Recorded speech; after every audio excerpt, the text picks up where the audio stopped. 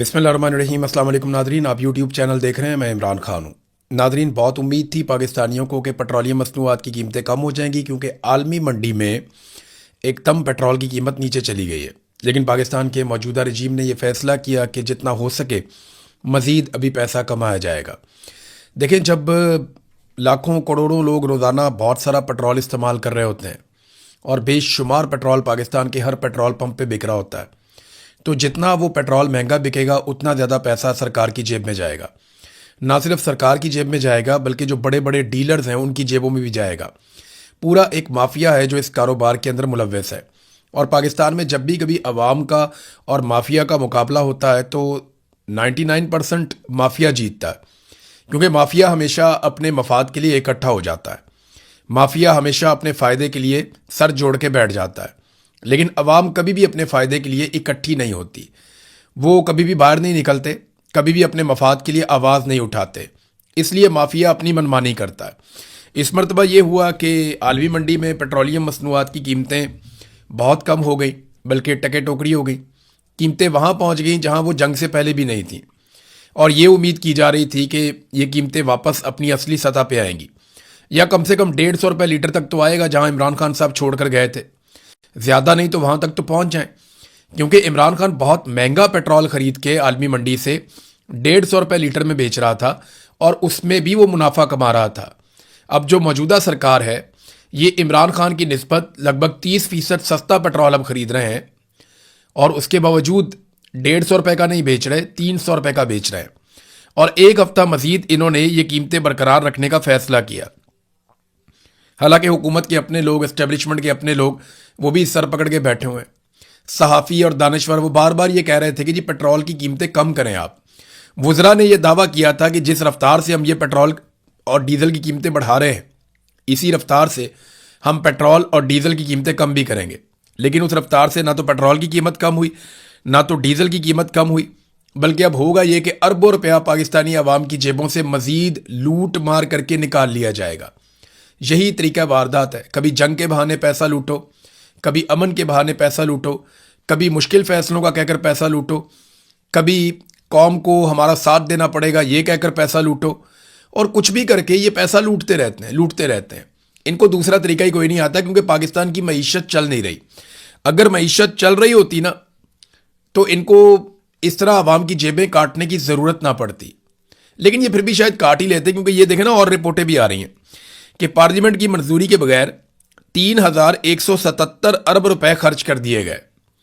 यानी ये कैसे हो सकता है कि एक मुल्क में पार्लियामान मौजूद है और पार्लियामान को ऐसा बेवकूफ़ किया गया है कि पार्लियामान की मंजूरी के बगैर आप जो मर्जी कर दें। देखें ना, अमेरिका में भी पेंटागन ने पैसा खर्च किया जंग के ऊपर। उन्हें दोबारा पैसा चाहिए था, 80 अरब डॉलर से ज़्यादा उन्होंने मांगे। 87 अरब डॉलर डोनाल्ड ट्रंप ने कहा कि वो पार्लियामेंट दे पेंटागन को जंग की बंद में। तो वो पैसा उनकी पार्लियामेंट से मांग रहे हैं। जब तक वो अप्रूवल नहीं देगी वो पैसा उन्हें नहीं मिलेगा, पेंटागन को नहीं मिलेगा जो दुनिया की सबसे ताकतवर फौज है। लेकिन यहां पे पूछते ही कोई नहीं पार्लियामान को। पार्लियामान की मंजूरी के बगैर 3177 अरब रुपए खर्च कर दिए गए। ये कितनी बड़ी अमाउंट बनती है आप जानते हैं? ये 10 अरब डॉलर से ज्यादा पैसा बनता है, लगभग 11, साढ़े 11, 12 अरब डॉलर। इतना पैसा इन्होंने खर्च कर दिया और परवाह ही नहीं की। मुख्तलिफ वजारतों में अरबों रुपए की बेकायदगियां हुई हैं, रिपोर्टें सामने आ गई, को पूछने वाले ही नहीं है। मरियम नवाज साहब अपने खर्चों के बारे में बताती नहीं है। सवाब दीदी फंड्स कहाँ खर्च हुए कोई नहीं बताता। इश्तिहारात किस मद में कितने कैसे खर्च किए कोई नहीं बताता। अरबों रुपया इन्होंने इश्तिहारों के ऊपर लगा दिया, और इनकी सारी की सारी तवज्जो इस बात पे है कि ज़मीन पे कुछ हो या ना हो, मशहूरी हमारी होनी चाहिए, टिकटॉक हमारे बनने चाहिए, इश्तिहारात हमारे लगने चाहिए, हर जगह मरियम नवाज की शक्ल नजर आनी चाहिए। और नवाज शरीफ की शक्ल भी कहीं ना कहीं अब ये लगा देते हैं। पहले तो नवाज शरीफ को थोड़ा बहुत आगे रखते थे, कहीं ना कहीं उसका फोटो चिपका देते थे, लेकिन अब नवाज शरीफ को आहिस्ता आहिस्ता बाहर ही कर दिया। अब या तो फील्ड मार्शल आसिम मुनीर का फोटो लगाते हैं, या छोटे मियाँ साहब जिनको वजीर आजम बनाया गया उनकी लगा देते हैं, या जाली फार्म 47 पे टिकटॉकर को वजीर आला बनाया गया उसका फोटो कहीं ना कहीं चिपका देते हैं। और किसी का फोटो भी ये नहीं लगाते। और इश्तिहारात के ऊपर उन्होंने कमर कसी हुई है कि जितने ज़्यादा से ज़्यादा इश्तिहारात ये देकर मीडिया को खरीद लें, बस यही एक कोशिश है जो ये लोग दिन रात करते हैं। अजीबोगरीब किस्म के पाकिस्तान में कवानीन पास किए जा रहे हैं, अजीबोगरीब किस्म के रूल्स मुतारिफ करवाए जा रहे हैं। अभी एक अरसलान आदम साहब का मसला उठा और पाकिस्तान में बहुत सारे जो समझदार लोग हैं वो ये समझा रहे हैं एफबीआर को और हुकूमत को कि ये मत करो। मैंने कुछ अर्सा पहले आपको खबर भी दी थी कि इन्होंने एक इख्तियार दे दिया एफबीआर को जिसके मर्जी अकाउंट में से पैसे निकाल लेते हैं। ऐसा नहीं होता कि एफबीआर किसी का अकाउंट खाली कर दे, जनाब आपने टैक्स नहीं दिया, आपने फला नहीं किया, ये नहीं किया तो हम आपका अकाउंट खाली कर रहे हैं। नहीं, हाँ अकाउंट को आप ब्लॉक कर सकते हैं, उसको आप होल्ड कर सकते हैं। आप पैसे निकाल नहीं सकते, पैसों को होल्ड कर सकते हैं और फिर उसका मुकदमा चल सकता है। उस मामले के ऊपर जो है वो तहकीकात हो सकती हैं, उसके ऊपर खतो किताबत हो सकती है। यहाँ पूरी दुनिया में ऐसा होता है कि कोई ऐसी ट्रांजैक्शन हो जाए या कुछ इस किस्म की ट्रांजैक्शन जिस समझ ना आए बैंक को या सिस्टम में कहीं खराबी हो जाए तो वो फौरी तौर पे ब्लॉक कर देते हैं, तमाम पेमेंट्स को ब्लॉक कर देते हैं, होल्ड कर देते हैं। उसके बाद आप दरख्वास्त देते हैं, वो सिस्टम उसको देखता है और उसके बाद आपको वापस आपकी सहूलत मिल जाती है। लेकिन पाकिस्तान में इन्होंने अजीबोगरीब काम किया जनाब। आप बैठे हुए हैं घर में या कहीं पे भी, आप सो रहे हैं, एफबीआर आपके बैंक में से पैसा निकाल कर ले जाएगा। जब आप ये करेंगे ना तो मुजीबुर रहमान शामी साहब ने भी इसके ऊपर एक स्टेटमेंट दिया। उन्होंने कहा जी इस तरह तो लोग अपना पैसा बैंकों में रखना ही छोड़ देंगे। तो जब लोग बैंकों में पैसा रखेंगे नहीं तो कारोबार कैसे करेंगे, और कारोबार के अंदर तो लोगों की वैसे ही दिलचस्पी नहीं है। तो अगर लोग बैंकों में पैसा नहीं रखेंगे तो सरकार को कैसे पता चलेगा कितना पैसा कहां से आ रहा है और कहां पे जा रहा है। तो सरकार तो फिर टैक्स मांग ही नहीं सकेगी, ये हालात हो जाएंगे सरकार के। तो ये बहुत अजीबोगरीब चीजें हैं जो पाकिस्तान में की जा रही हैं। दुनिया तरक्की कर रही है, आगे की तरफ जा रही है, वो पेपरलेस मनी की तरफ जा रहे हैं और हमारे यहां पे मजबूर किया जा रहा है कि लोग पुराने नोटों को और चीजों को इकट्ठा करके अपनी तिजोरियों के अंदर भरें और अपने पैसे को सरकार से बचाएं। वरना किसी भी वक्त सरकार का मूड खराब हो गया या उन्हें पैसे चाहिए हुए या किसी की शक्ल सरकार को पसंद नहीं आई या आपका मौक़िफ़ सरकार को पसंद नहीं आया तो आपका पैसा निकाल के वो साइड पे कर देंगे। फिर आप अदालतों में केस करते रहे, आप अदालतों के चक्कर लगाएं, आप वकीलों के चक्कर लगाएं, वकीलों की फीसें भरते रहे, आपके पैसे आपको वापस मिलेंगे या नहीं मिलेंगे इसकी कोई गारंटी नहीं है। किसी का पैसा जब चाहे वो जब्त कर लें। तो जो लोग पाकिस्तान में बैंकों में पैसा रखते हैं उनको इस पर आवाज़ उठानी चाहिए, शोर मचाना चाहिए और हुकूमत को होश के नाखून लेने चाहिए कि ये हरकतें करने के बाद आप उल्टा पाकिस्तान के बैंकिंग सेक्टर को और पाकिस्तान की मईशत को मजीद नुकसान पहुंचा देंगे। नाजरीन, अमेरिका और ईरान के बीच में दोबारा से लड़ाई शुरू हो गई। मैं आपको बताता हूं एक्चुअली हुआ क्या। डोनाल्ड ट्रंप के स्टेटमेंट से आपको मैं शुरू कर देता हूं। सबसे पहले तो यह हुआ कि डोनाल्ड ट्रंप का यह कहना है कि खिलाफ वर्जी जो है जंगबंदी की वो ईरान ने की है, जबकि ईरान का यह कहना है कि जंगबंदी की खिलाफ वर्जी अमेरिका ने की है। हुआ यह कि मैंने आपको रिपोर्ट किया था कि एक दिन पहले ओमान के करीब से एक नया रास्ता बनाने की कोशिश की थी अमेरिकन ने कि यहां से वो ऑयल टैंकर्स को और बहरी जहाज़ों को निकालेंगे आबनाए हुर्मुज़ में से। तो ईरान ने फौरी तौर पे वार्निंग जारी की थी और यह कहा था कि यहां से पीछे हट जाए और कुछ जहाज़ वापस चले गए थे। अब अमेरिका यह कह रहा है कि ईरान ने सिर्फ वार्निंग जारी नहीं की थी बल्कि ईरान ने वहां पे ड्रोन फायर किए थे, जिनमें से 3 ड्रोन ऐसे थे जिन्हें नाकाम बना दिया गया और एक ड्रोन आकर एक सिंगापुर का जहाज बताया जा रहा है जिसका नाम है MV एवर लवली। वो कहते हैं जी इस जहाज को आकर एक ड्रोन लगा जिससे नुकसान हुआ। तो ये जंगबंदी की खिलाफ वर्जी की है ईरान ने। अमेरिका का स्टेटमेंट ये है और उसके बाद उन्होंने कहा जी फिर हमने ईरान पे हमला करना था। अब जो ईरान पे अमेरिका ने हमला किया है उसके मुताबिक अमेरिकी जो सेंट्रल कमांड है वो तस्दीक करते हैं कि उन्होंने ईरान के अंदर मिसाइल और ड्रोन के गोदामों और रेडार के मराकज़ के ऊपर बमबारी की है। जहां से वो ड्रोन उड़ाते हैं, जहां से वो मिसाइल उड़ाते हैं और जहां पे उनके रेडार लगे हुए हैं, इन मराकज़ के ऊपर अमेरिका ने बमबारी की है। अमेरिका के मुताबिक ये जवाबी कार्रवाई थी क्योंकि ईरान ने 25 जून को सिंगापुर के एक कार्गो जहाज पर ड्रोन हमला किया था जब वो जहाज ओमान के रास्ते आबनाए हुर्मुज़ से गुजर रहा था। अब देखें, आबनाए हुर्मुज़ के मामले में ईरान और ओमान ने जिम्मेदारी उठाई है और अमेरिका ने उन्हीं के साथ बातचीत की है। तो ईरान और ओमान का यह कहना है कि यहां से जो जहाज गुजरेंगे उन्हें हम गुजारेंगे। ये पहले की तरह कभी नहीं हो सकता। हम माहौल को बचाने के लिए और सिक्योरिटी प्रोवाइड करने के लिए एक फीस लेंगे, जबकि अमेरिका कहता है यहां पे कोई टैक्स नहीं लिया जा सकता। अब इस चीज का अभी तक फड्डा पड़ा हुआ है, इन मामलात को तय होना है। लेकिन इस बीच में अमेरिका ने वहां से कुछ जहाज़ों को गुजारने की कोशिश की जिससे एक टेंशन क्रिएट हुई और अब अमेरिका ने बाकायदा बमबारी कर दी है ईरान के ऊपर। बमबारी के बारे में जो ईरान का स्टेटमेंट है वो भी मैं आपके सामने रख देता हूं। यानी अमेरिका ने तो बड़ा कैटेगोरिकली कहा कि हमने हमला किया, हम दोबारा भी हमला करेंगे और हमने हमला इसलिए किया क्योंकि ईरान ने जंगबंदी की खिलाफ वर्जी की है।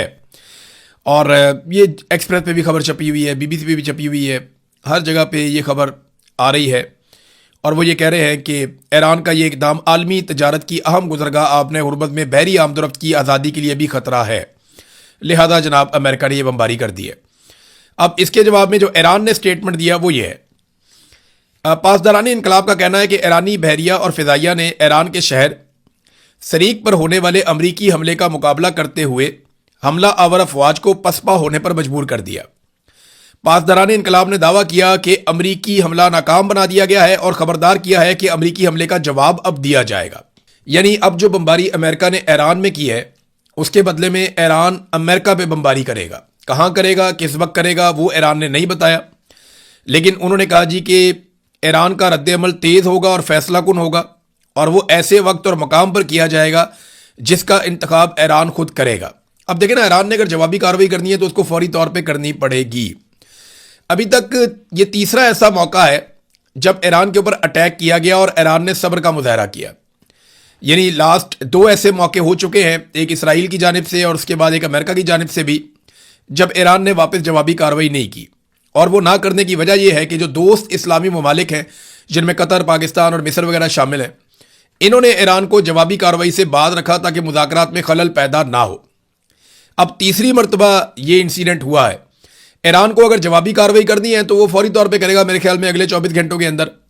और अगर ईरान अभी जवाबी कार्रवाई नहीं करता तो फिर जो मुस्लिम ममालिक हैं, बरदर इस्लामी ममालिक हैं ईरान के, वो दोबारा से कोशिश कर सकते हैं ईरान को सब्र करने के लिए, तलकीन करें और ईरान को रोकें कि आप जवाबी कार्रवाई ना करें, वरना ये जो मुज़ाकरात का अमल है या जो माहिदा ईरान और अमेरिका के बीच में हुआ जिसमें ईरान को बहुत फ़ायदा है, वो मामला ख़राब हो जाएगा। देखिए, अमेरिकन को ये बात भी समझ आ गई है कि ईरानियों ने ना तो मैदान में लड़ाई हारी है, ना ही ईरानियों ने लड़ाई हारी है टेबल पे, और टेबल पे भी जो कुछ ईरानियों ने हासिल कर दिया है वो कुछ कम नहीं है। तो अमेरिकन को आहिस्ता आहिस्ता समझ आ रही है कि ईरानी कितनी बड़ी लड़ाई जीत गए हैं और तारीख के अंदर भी उनकी जीत लिख दी जाएगी। तो अब उनकी फ्रस्ट्रेशन है वो आपको नजर आ रही है। ईरान का देखना पड़ेगा वो सब्र करता है या दोबारा से अटैक करता है। ईरान ने इसके ऊपर अपना एक स्टेटमेंट भी जारी कर दिया। एक और डेवलपमेंट हुई है नादरीन इस रीजन में, और वो डेवलपमेंट हुई है लबनान और इसराइल के बीच में। अमेरिका ने सालसी करवाई और एक फ्रेमवर्क का एक वायदा है उसके ऊपर दस्तखत कर दिए गए। ये लबनान और इसराइल के बीच में मुज़ाकरात हुए। इसराइल भी खुश है, लबनान भी खुश है। ये दोनों ममालिक तो खुश हैं, लेकिन हिजबुल्लाह खुश नहीं है। हिजबुल्लाह ने इसके खिलाफ भी स्टेटमेंट जारी किया है और हिजबुल्लाह का कहना है कि वो इस तरह सरेंडर नहीं करेंगे इसराइल के सामने। देखिए, इसको ज़रा थोड़ा आपको समझना पड़ेगा कि लबनान के अंदर जो हुकूमत है वो उतनी मकबूल नहीं है। वहाँ पे हिजबुल्लाह हुकूमत से ज़्यादा मकबूल है, लेकिन हुकूमत हिजबुल्लाह की नहीं है। हिजबुल्लाह के लोग हुकूमत का हिस्सा ज़रूर हैं। अब ये किस तरह मैनेज किया गया है इसके लिए एक बड़ा लंबा वीलॉग करना पड़ेगा, लेकिन फ़िलहाल हिजबुल्लाह लबनान में हुकूमत में नहीं है, और जो हुकूमत लबनान की है वो अवामी हुकूमत नहीं है कि बड़े पैमाने पर जो है वो अवाम उस हुकूमत के साथ खड़ी हो। मकबूलियत जो है वो हिजबुल्लाह के साथ है। अब मामला ये है कि जो हुकूमत है वो हिजबुल्लाह से भी उसको प्रॉब्लम दें, और इसराइल के साथ उनके मामला अच्छी तरह तय हो जाते हैं, अमेरिकन के साथ उनके ताल्लुकात अच्छे हैं। तो अब अमेरिकन ने सालसी करवाई है और हिजबुल्लाह को बाहर रखकर एक मुआहदा कर लिया लबनान ने और इसराइल ने। अब हिजबुल्लाह इस मुआहदे को जो है वो एक कमजोरी समझ रहा है, यानी वो इस तरह का मुआहदा नहीं करना चाहते थे। वो कहते हैं जी जो इस्लामाबाद का हमारा मुआहदा है, जो मामला चल रहा था ईरान और अमेरिका के बीच में, उसकी रोशनी में हमें आगे बढ़ना चाहिए था। बहरहाल ये चीज़ें चलती रहेंगी। अभी देखते हैं कि इसराइल और हिजबुल्लाह के बीच में आने वाले वक्तों में मामला क्या होता है, क्योंकि हिजबुल्लाह ये कह रहा है कि वो अपने हथियार भी तैयार रखेंगे और वो लड़ाई के लिए भी तैयार रहेंगे और वो किसी किस्म का कब्जा बर्दाश्त नहीं करेंगे। बहरहाल ये एक मुआहदा और हो गया, अमेरिका ने यहाँ पे सालसी की है। और अब आखिरी चीज़ जो है वो वेनेजुएला की सूरत हाल पे मैं आपको जाते जाते बताऊं। ये वीलॉग ज़रा मुख्तसर होगा क्योंकि खबरें बहुत ज़्यादा नहीं हैं। एक इंपॉर्टेंट चीज़ इमरान खान साहब के हवाले से है, वो मैं आपको बताता हूँ अभी वीलॉग में। लेकिन वेनेजुएला की सूरत हाल ये है कि अब तक 1000 लोग ज़लज़ले के नतीजे में उनकी लाशें मिल गई हैं, उनकी पहचान की जा रही है, जबकि हज़ारों अफराद, कुछ इतलात के मुताबिक 40 से 50 हज़ार अफराद अभी तक लापता हैं, जिनके बारे में नहीं पता कि वो कहाँ गए, और हो सकता है कि वो मलबे के नीचे दबे हों। वो कितने जिंदा हैं, कितने लोग मारे गए हैं, इसके बारे में कुछ कह नहीं सकते। लेकिन एक क़यामत खेज ज़लज़ला जो है वो वेनेजुएला में आया है। जापान में मेरी कुछ लोगों से बात हुई, उन्होंने कहा कि पहली मरतबा ऐसा हुआ कि ज़लज़ला आया और सुनामी की वार्निंग जारी नहीं की गई। वरना जापान में पूरा एक सिस्टम काम करता है कि जैसे ही समुद्र में जलजला आता है या कोई भी ऐसी हरकत होती है तो सुनामी की वार्निंग जारी की जाती है और लोग फौरी तौर पे जो हिफाजती तदाबीर है वो इख्तियार करते हैं। लेकिन बड़े लंबे अरसे के बाद उन्होंने पहली मरतबा यह महसूस किया कि यह जलजला तो आया लेकिन सुनामी की वार्निंग जारी नहीं की गई, और ये जलजला भी उसी इलाके में आया जहां पे पहले सुनामी आ चुकी है। अब वहां जो मेरी लोगों से बात हुई वो कह रहे जी हम तो हैरान हो रहे हैं कि ये कैसे हुआ। पाकिस्तानी वहां पे जो मौजूद है उन्होंने कहा जी इससे पहले कभी ऐसा नहीं हुआ। और मैं आपको पहले भी ये बात कह चुका हूं कि जो जलजले अब आए हैं ये कुदरती जलजले हैं या कुछ साइंसी अमल का नतीजा है, इसके बारे में अभी हम कुछ कह नहीं सकते। लेकिन फ्यूचर में आपको बहुत सारी ऐसी बातें पता चलेंगी जो अभी आपको नहीं पता। यानी बहुत सारे साइंटिस्ट ये कहते हैं कि मसनूई जलजले पैदा किए जा सकते हैं, बहुत सारी ऐसी तबाही लाई जा सकती है जो आप मैदान जंग में हासिल नहीं करते वो आप किसी और तरह कर सकते हैं। लेकिन अभी मैं कोई क्लेम नहीं कर रहा, लेकिन ये जो लोग मारे गए हैं ये बहुत बड़ी तादाद है वेनेजुएला में। अब आ जाए नाज़रीन इमरान खान साहब के बारे में, जो मैंने एक खबर आपको कहा था, मैं जाते जाते आपको बताऊंगा कि मामला पहुंचा कहां तक। सादी बात यह है कि इमरान खान साहब को एंगेज करने की कोशिश कल भी हो रही थी, आज भी हो रही है, और एंगेज करने वाले एस्टेब्लिशमेंट के लोग हैं। वजह यह है कि मौजूदा जो उनका पूरा तजर्बा है बुरी तरह नाकाम हो गया। उनकी सारी असेसमेंट्स फेल हो गई, जो अंदाजे थे उनके गलत साबित हुए। जो तजर्बा उन्होंने किया वहां पे मरियम नवाज को बिठाया, उधर जरदारी को बिठाया, इधर शरीफ खानदान को बिठाया, वफाक में भी हुकूमत बनाई, सब कुछ करके देख लिया, उनका तजर्बा कामयाब नहीं हुआ। अभी वो डटे हुए हैं, उन्होंने गिलगित बल्तिस्तान में भी हुकूमत बना दी है, कश्मीर में भी हो सकता है आने वाले वक्त में हुकूमत बना दे, लेकिन उन्हें समझ आ गई है कि ये सिस्टम काम नहीं कर रहा। तो इमरान खान को एंगेज करना पड़ेगा। इमरान खान को एंगेज करेंगे, वो जेल से बाहर आएंगे तो शायद पॉलिटिकल इस्तेहकाम पैदा हो। इमरान खान साहब की सुई वहीं पे अड़ी हुई है। जो बात वो करते हैं उसूल की बात, वो ये कहते हैं मेरा मैंडेट वापस करो, ये जाली हुकूमत मैं तस्लीम नहीं करूंगा, मुझे जिस दिन छोड़ोगे मैं उस दिन से अपना काम शुरू करूंगा। दूसरा मामला यह है कि चुप करके तो इमरान खान बैठने वाले हैं नहीं। अब अगर इमरान खान को छोड़ते हैं तो अपनी पॉलिटिक्स करेंगे। 3 साल का इन्होंने टाइम मांगा था, 3 साल तो इमरान खान ने जेल में ही गुजार दिए। तो जो टाइम है वो भी लगभग पूरा होने वाला है और डिलीवर पाकिस्तान को इन्होंने कुछ किया नहीं। तो या तो इमरान खान साहब को उनका मैंडेट वापस करें, वो ये कर नहीं सकते क्योंकि इससे गद्दारी के मुकदमात बन जाएंगे। इन्होंने सबने आइन तोड़ा हुआ है, पूरा का पूरा इलेक्शन चोरी कर लिया। तो दूसरा रास्ता यह है कि पाकिस्तान में एक नया इलेक्शन दिया जाए जो कि फेयर एंड फ्री इलेक्शन हो। आसिम मुनीर साहब ये कभी नहीं चाहेंगे और ना ही शहबाज शरीफ या जरदारी ये चाहेंगे। लेकिन पाकिस्तान की मिलिट्री को यह सोचना पड़ेगा और इदारों को और तमाम जितने पाकिस्तान के स्टेक होल्डर्स हैं उनको यह सोचना पड़ेगा कि क्या इन 4-5 लोगों की जिद की वजह से वो पूरे मुल्क का नुकसान कर सकते हैं, सारे इदारों का नुकसान कर सकते हैं और इतना बड़ा नुकसान कर सकते हैं जिसका मुनाफा बहुत छोटा सा है। अब तक के लिए इतने, अपना ख्याल रखिएगा, अपने इस चैनल का भी। अल्लाह हाफिज।